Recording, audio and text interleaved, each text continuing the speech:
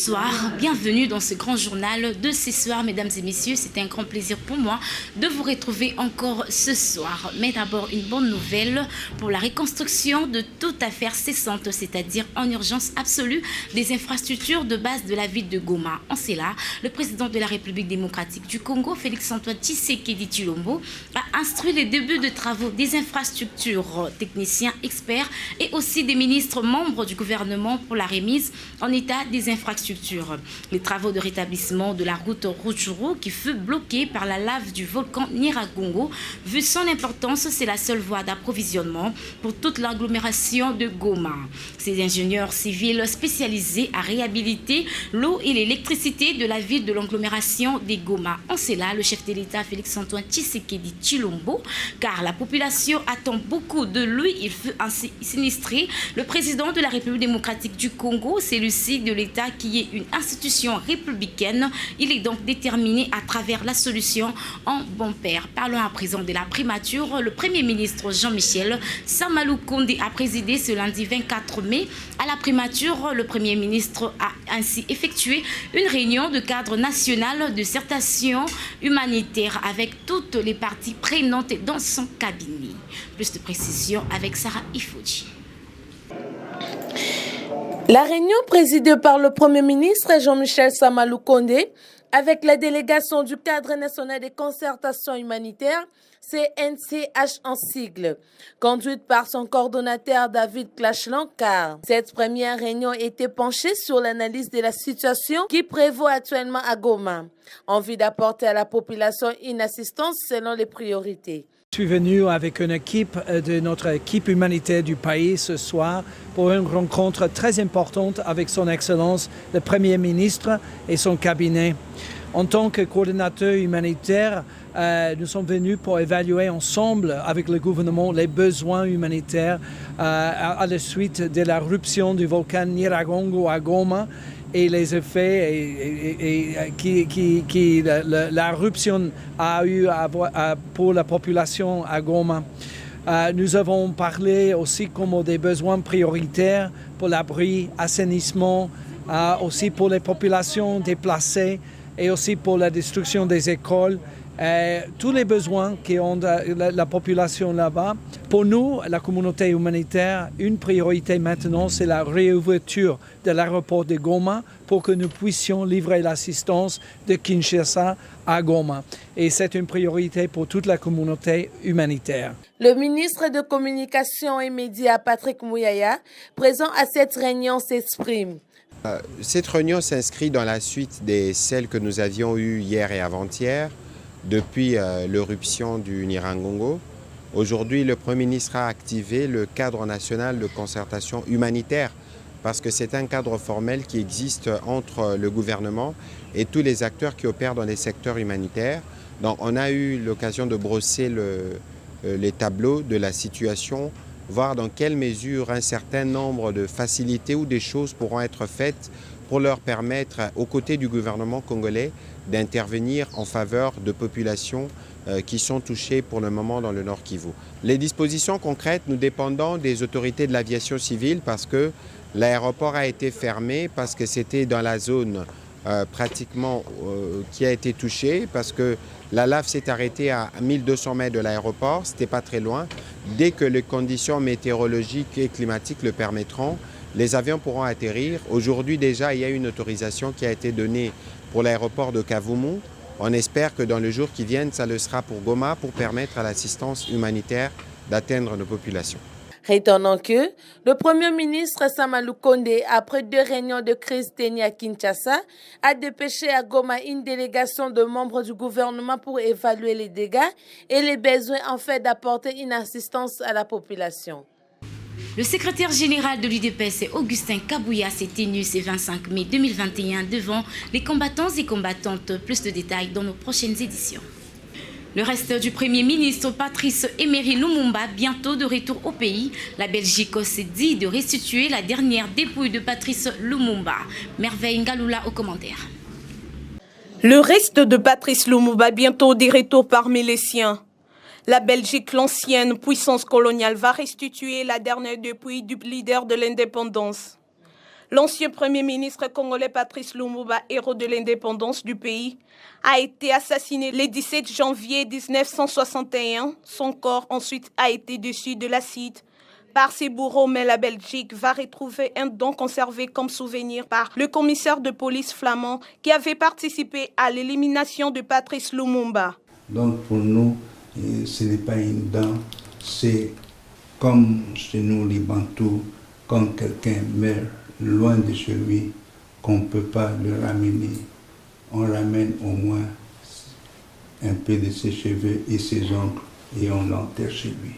Patrice Lumumba a été tué après que la Belgique ait soutenu la révolte du Katanga dans une manœuvre de la guerre froide. Nous, on ne demande pas des excuses, on demande la justice. On demande que justice soit faite, on demande comme n'importe quelle famille victime d'un assassinat que la justice soit rendue, que l'enquête soit réalisée, que les coupables soient punis et qu'il y ait réparation. C'est tout ce qu'on demande, comme dans n'importe quel autre dossier pénal, j'ai envie de dire. Une enquête parlementaire de 2000 et 2001 a conclu que la Belgique portait une responsabilité morale dans l'assassinat de Lumumba en 2002. Le gouvernement belge a présenté ses excuses à la République démocratique du Congo.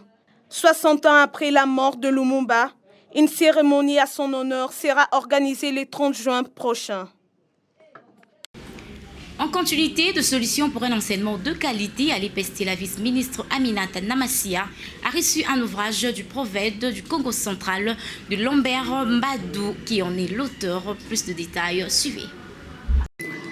L'intitulé de l'ouvrage Organiser le code des réussites en RDC, repères, finalités et voies d'action de l'auteur Lambert Mbadou a été remis à main propre à la vice-ministre de l'enseignement primaire, secondaire et technique Aminata Namassia ce mardi 25 mai 2021.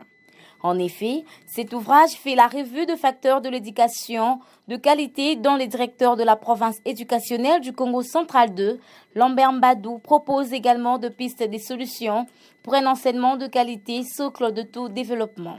Le problème de l'ouvrage, l'idée est venue du fait que pratiquement tous les instruments juridiques internationaux parlent de l'obligation de réussite pour la scolarisation des enfants. Donc on n'envisage pas qu'un État puisse faire échouer ses enfants. Donc c'est l'obligation de réussite.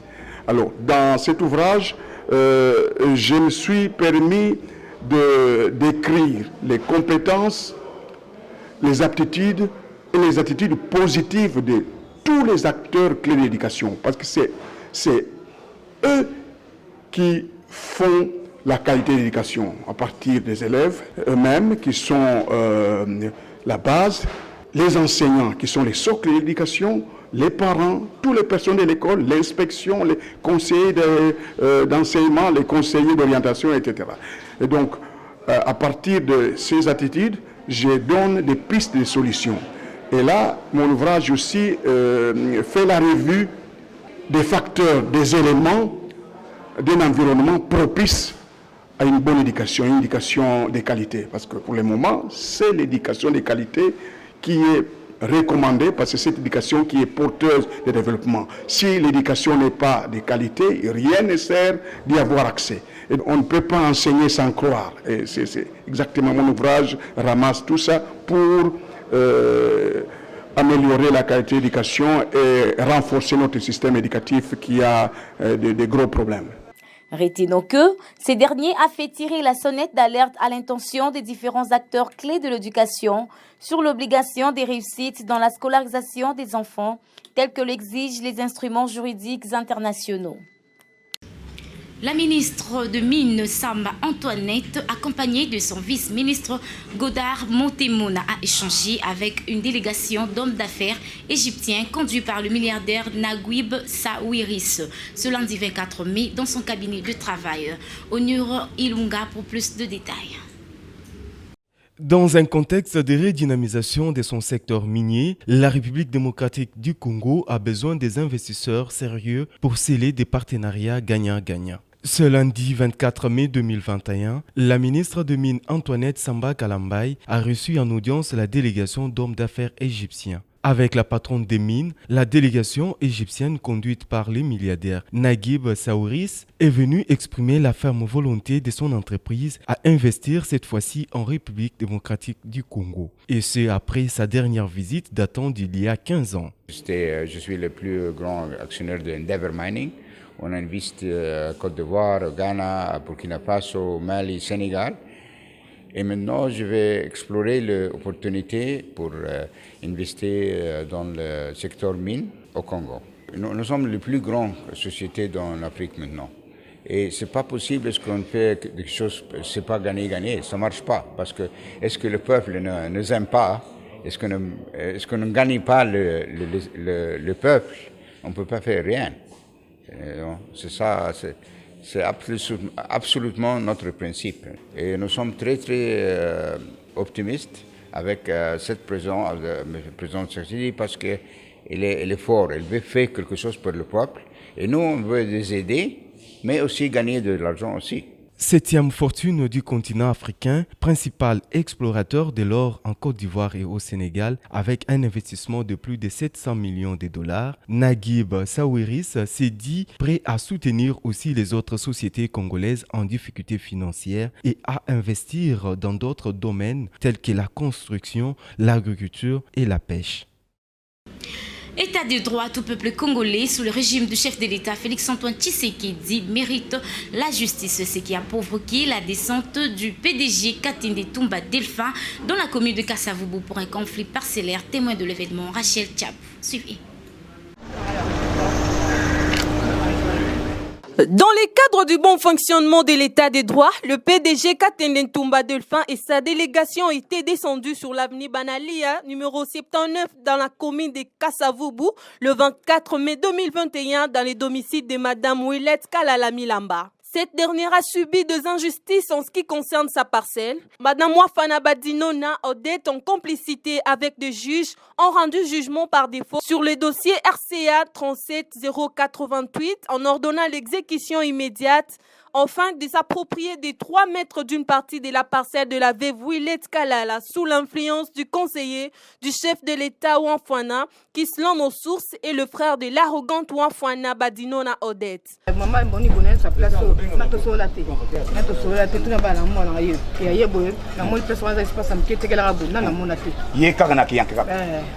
Il fallait qu'il y ait une convocation, il y a un bureau, il fallait qu'il y ait un bureau pendant 1 an et 2 ans. Ça, il fallait qu'il y ait un bureau, il fallait qu'il y ait un cadastre, il fallait qu'il y ait un croquis.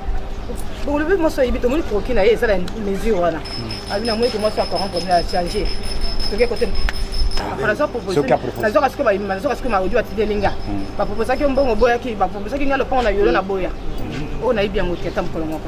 Merci beaucoup. Le collège a yanké, awana, le collège citoyen état de droit. Rappelons par ailleurs que le dossier est en cours de jugement au tribunal de grande instance de la Gombe, mais les juges Tamala et Pierrot ont traité l'affaire entre eux sous l'influence du conseiller à la présidence, qui est le frère de Odette Badinona Wafana. Retenons que le PDG Katende Toumba Delphin poursuit des prix en travaillant durement pour que l'état des droits soit appliqué en République démocratique du Congo, comme le souhaite le président Félix-Antoine Tshisekedi Tshilombo. Parlons à présent du président de l'Assemblée provinciale du Nord Kivu, Robert Seninga, arrêté sur l'ordre du gouverneur militaire Constant Diba avec preuve à l'appui d'avoir collaboré avec les ADF. C'était dans une déclaration faite le 31 mars 2021 que le président de l'Assemblée provinciale avait répondu au président de l'Assemblée nationale, Mboson Kodia, à propos de son exhortation aux députés de quitter les groupes armés. Je pense qu'il n'y a pas de groupes armés, telle a été la réaction de Robert Seninga. Retenons que Robert Seninga est une figure citée dans plusieurs sondages comme meilleur président de l'Assemblée provinciale. Mais en outre, il a été convoqué le jeudi 20 mai 2021 à l'auditorat militaire pour l'affaire de trafic de minerais provenant des régions occupées par les rebelles dans les carrés miniers de Massissi. Pour en finir, parlons de Journée mondiale de l'Afrique ce mardi 25 mai 2021, journée de la commémoration de l'unité africaine OUA, devenue Union africaine UA en 2002. Une journée célébrée en Afrique et dans le reste du du monde. Le chairman de l'Union africaine évoquera également la pandémie de Covid-19 et ses conséquences sur l'agenda 2063 que vise à faire de l'Afrique la puissance mondiale, en priorisant les développements socio-économiques à l'intégration continentale et régionale à une gouvernance démocratique assurant la paix et la sécurité des populations. Mesdames et messieurs, c'est par cet article que prend fin ce grand journal. Un grand merci à l'équipe rédactionnelle ainsi qu'à M. Béard qui avait une touche particulière de cette grande édition. On se revoit demain à la même heure. Merci.